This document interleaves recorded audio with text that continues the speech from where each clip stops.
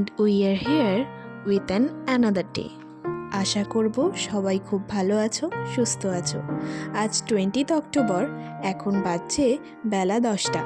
আমরা early morning চটপট ঘুম থেকে উঠে রেডি হয়ে বেরিয়ে পড়েছি, কারণ আজই আমাদের হরিদ্বার মুসৌরি ঋষিকেশ ট্রিপের লাস্ট ডে।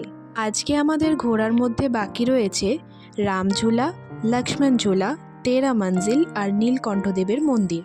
আর তারপরেই আমরা রুমে ফিরে এসে রেডি হয়ে ব্যাগপত্র নিয়ে বেরিয়ে পড়ব ট্রেন ধরার জন্য। রাত 9টায় আজ আমাদের ঋষিকেশ থেকে ট্রেন রয়েছে। পৌঁছে গিয়েছি রামঝুলার একদম কাছাকাছি। চারপাশটা পাহাড় দিয়ে ঘেরা, মাঝখান দিয়ে বয়ে যাচ্ছে আমাদের গঙ্গা। ওই দূরে দেখা যাচ্ছে রামঝুলা, আর তারপরেই আছে লক্ষ্মণ ঝুলা।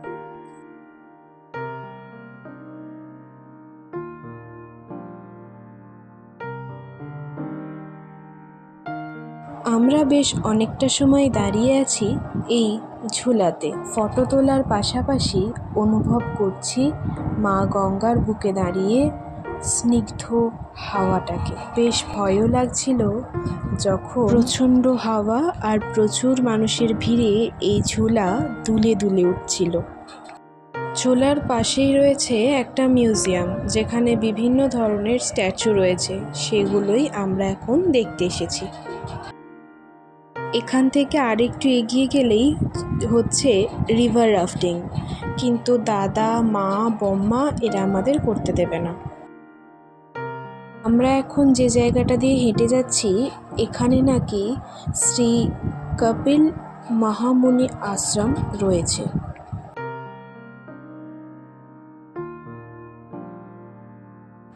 এগুলো সমস্তটাই সেই আশ্রমেরই কিছু অংশ। অত্যন্ত শান্ত, স্নিগ্ধ, মনোরম। আমরা এখন এগিয়ে চলেছি লক্ষ্মণ ঝুলার দিকে এবং লক্ষ্মণ ঝুলার একদম কাছাকাছি পৌঁছে গিয়েছি। তবে এখানে এসে জানতে পারলাম লক্ষ্মণ ঝুলা বন্ধ রয়েছে। লক্ষ্মণ ঝুলার রেনোভেশন চলছে। আর এইটা হলো 13 মঞ্জিল। আমরা এখন এই মন্দিরটাই ঘুরে দেখব। দেখতে পাচ্ছ কি ভীষণ রকম কনস্ট্রাকশন চলছে এখন, কোনো রকমভাবেই যাওয়া যাবে না। আমরা চলে এসেছি এখন 13 মঞ্জিলের ভিতরে। এই যে ঝুলাটা দেখা যাচ্ছে ওটাই হলো লক্ষ্মণ ঝুলা। এই মন্দিরেতে রয়েছে অনেক দোকান, অনেক ঠাকুরের, বিভিন্ন রকমের ঠাকুরের মূর্তি। আর আমরা যেটা দেখে সব থেকে বেশি আনন্দ পাচ্ছি সেটা হলো এই রিভার রাফটিংগুলো। যারা রাফটিং করতে নেমেছেন তারা প্রচুর মজা করছেন, আমরা সেগুলোই দাঁড়িয়ে এনজয় করছি।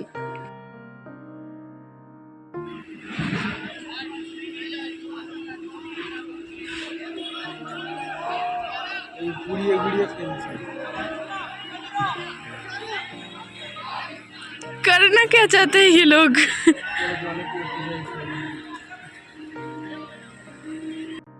হর হর মহাদেব ধ্বনিতে মুখরিত হয়ে ওরা ওদের বোটটাকে ভীষণ রকমভাবে নিয়ে খেলা করছে।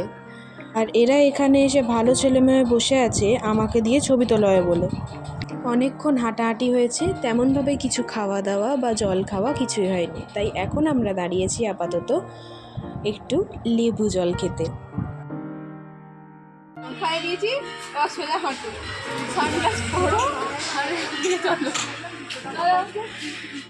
এখান থেকে আমাদের নীলকণ্ঠ মন্দিরে যাওয়ার কথা ছিল, কিন্তু আমাদেরকে হোটেল থেকে চেক আউট করতে হবে, স্টেশনে যেতে হবে। আবার এখান থেকে যদি আমরা এখন নীলকণ্ঠ মন্দিরে যাই, সেখান থেকে ফিরে হোটেল থেকে চেক আউট করে স্টেশনে যেতে অনেকটা দেরি হয়ে যাবে। তাই আমরা একেবারেই এখন হোটেল ফিরে যাচ্ছি। ফেরার পথে দেখতে পেলাম বরফের গোলা। সেই ছোটোবেলায় খেতাম, বহুদিন খাওয়া হয় না, তাই ইচ্ছা হলো সবাই মিলে বরফের গোলা খাবো। আমি, দাদা আর দিদি খাচ্ছি, মা আর বড় মা খাবে না। চলো চটপট খেয়ে নিয়ে আমরা রওনা হব হোটেলের জন্য। এই স্ট্যাচুগুলো দেখে নিশ্চয়ই সবাই চিনতে পারছো আমরা এখন কোথায় আছি।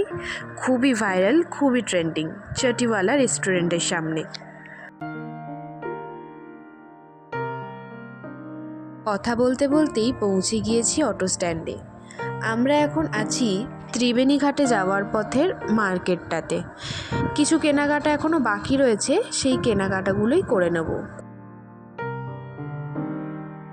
এসছি একটা র্যান্ডাম স্টোরেতে টাবলুর জন্য একটা সোয়েটার নেওয়া হবে, সেখানেরই সেকেন্ড ফ্লোরেতে আমরা এখন রয়েছি। সবাই মিলে পছন্দ করে একটা খুব সুন্দর সোয়েটার নেওয়া হয়েছে ওর জন্য। চলো এবার কিছু খাবার খেয়ে নেওয়া যাক। আর যেখান থেকে খাবো সেখান থেকেই কিছুটা খাবার প্যাকিংও করিয়ে নেওয়া হবে ট্রেনেতে ডিনারের জন্য। তাই আমরা কোনো ধাবা বা রেস্টুরেন্ট যেখানে থালি পাওয়া যাবে সেরকম একটি দোকান খুঁজতে খুঁজতে এগোচ্ছি। আমরা এখন খেতে বসে গিয়েছি। এই হচ্ছে বিখ্যাত উত্তর ভারতীয় থালি। করতে করতে নিয়ে যায়, একবার একবার ঘাড়ে হাত দিচ্ছে, একবার গাল টিপছে মাম্মি, আবার পেটেতে সুসুরি দিচ্ছে। এইসব করতে করতে আমাকে নিয়ে যাচ্ছে। আর এটা দিয়ে চলো,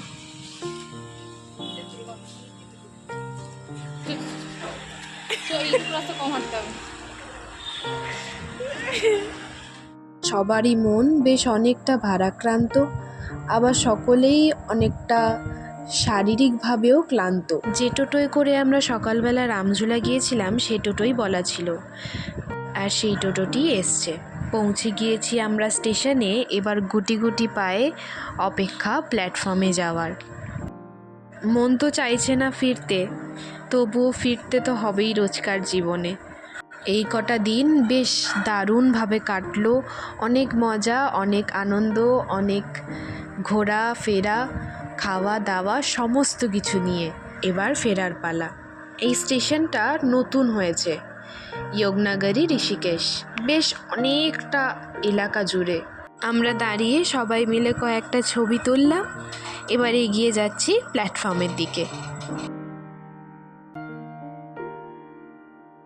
ওই দূরে দাঁড়িয়ে রয়েছে আমাদের ট্রেন। ট্রেনের একদম কাছেই যাব, তবে স্টেশন দেখছি একেবারেই খালি। আমরাই কয়েকজন রয়েছি ট্রেনে উঠব বলে। এখান থেকে তেমন কেউ উঠবে না, কারণ আমাদের ছাড়া আর কাউকেই তেমনভাবে দেখতে পাচ্ছি না। জনা কয়েক লোকজন রয়েছে। এবার মায়েদের আর আমাদের সিটটা আলাদা আলাদা কোচে পড়েছে। দাদা, আমি আর দিদি একটা কোচে, মা আর বড় মা আর একটা কোচে। মায়েদেরকে আগে ছেড়ে আসতে যাচ্ছি মায়েদের কোচেতে, মায়েদের সিটে, তারপরে আমরা যাব আমাদের সিটে। পুরো ট্রেন তো খালি, নিজেদের মতো করে তাই এদিক ওদিক করছি। কোচে ঢোকার পর মনে হলো একেবারে নতুন, সমস্ত কিছু নতুন। বালিশের কভার, বেডশিট, গায়ে দেওয়ার চাদর, সমস্ত কিছু নতুন। যেহেতু আমাদের সিট একেবারে ওপরেই এবং মাথার কাছেই এসি, তাই আমরা যতগুলো পেরেছি ততগুলো চাদরকে গায়ে জড়িয়ে শুতে যাচ্ছি। খাবারের অর্ডার দেওয়া হয়েছে আর এসেও গেছে। তবে আমাদের এই ট্রেনের খাবার খেতে একেবারেই ভালো লাগেনি, কারণ আমরা কখনোই ট্রেন জার্নি করতে গিয়ে ট্রেনের খাবার খাইনি। সবসময় যতটা সম্ভব বাড়ি থেকেই আনা হতো। যাই হোক, দেখতে দেখতে সকাল হয়ে গেছে। গুড মর্নিং ট্রেন থেকেই উঠেই দেখি দিদিও ফোন ঘাঁটছে, দাদাও ফোন ঘাঁটছে, আর আমি শুধুই ঘুমাচ্ছি। এখন বাজছে ভোর 4টা। আমরা পৌঁছে গিয়েছি বর্ধমানের কাছাকাছি। নামবো আমরা বর্ধমানে, সেখান থেকে বর্ধমান হাওড়া লোকাল ধরে জনাইয়ে পৌঁছাবো। আমাদের হরিদ্বার ঋষিকেশ মুসুরি ট্রিপ এখানেই শেষ হলো। দেখা হবে আবার খুব তাড়াতাড়ি নতুন একটা ট্রিপ। সকলে ভালো থাকবেন, সুস্থ থাকবেন, সাবধানে থাকবেন। যতক্ষণ না পর্যন্ত ফিরে আসছি আবার নতুন একটা ভ্লগ নিয়ে। দেখা হচ্ছে খুব তাড়াতাড়ি।